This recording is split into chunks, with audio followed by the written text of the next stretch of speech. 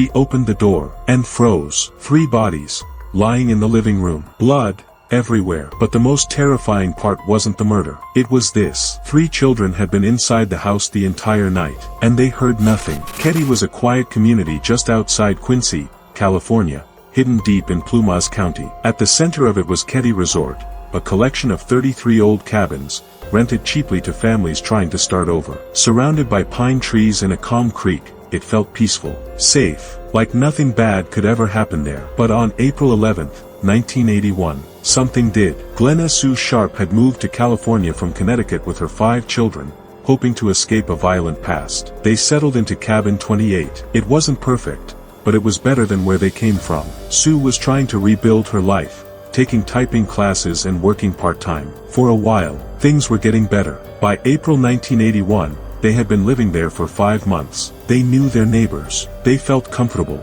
That night, April 11 th, 14-year-old Sheila Sharp went to spend the night at a nearby cabin. Everything seemed normal. The next morning, April 12 th, Sheila walked back home. She reached the door of Cabin 28, and opened it. What she saw changed everything. Inside the living room, her mother, Sue, her brother John, just 15, and his friend Dana Wingate, were lying on the floor. They had been brutally murdered. Sheila ran, screaming, back to the nearby cabin. Neighbors rushed to help.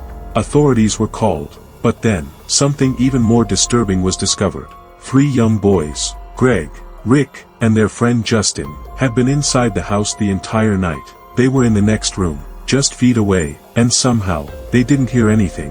When they were brought out, they had to climb through a window. The house was covered in blood. Inside Cabin 28, the scene was horrific. The victims had been tied up, using wire and tape. They had been beaten, stabbed, and their throats had been cut. Blood was everywhere. On the floor, on the walls, even on the ceiling. This wasn't quick. This wasn't random. It was violent, relentless. One of the knives had bent during the attack. Another knife was left behind near the bodies. A hammer had also been used. Sue had tried to fight back.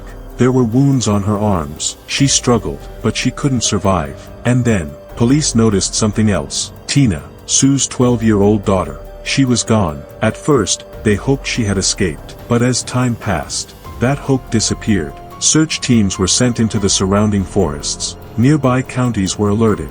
Hospitals were contacted. There was nothing. No sign of her. It was like she had vanished. As investigators looked deeper, witnesses came forward. Some said they saw John and Dana hitchhiking that night, between 9 and 10 p.m.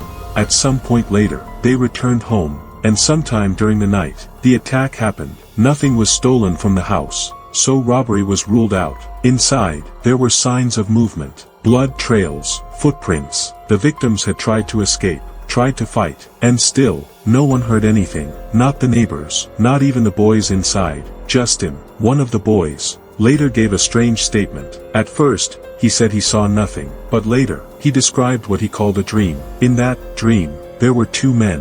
One had long hair and a mustache. The other had short hair. One held a knife. The other, a hammer. He described Sue being attacked. He described the violence. Then, he described Tina. She came downstairs, saw everything, and then, one of the men picked her up, and carried her outside, into the darkness. Minutes later, the man returned, alone.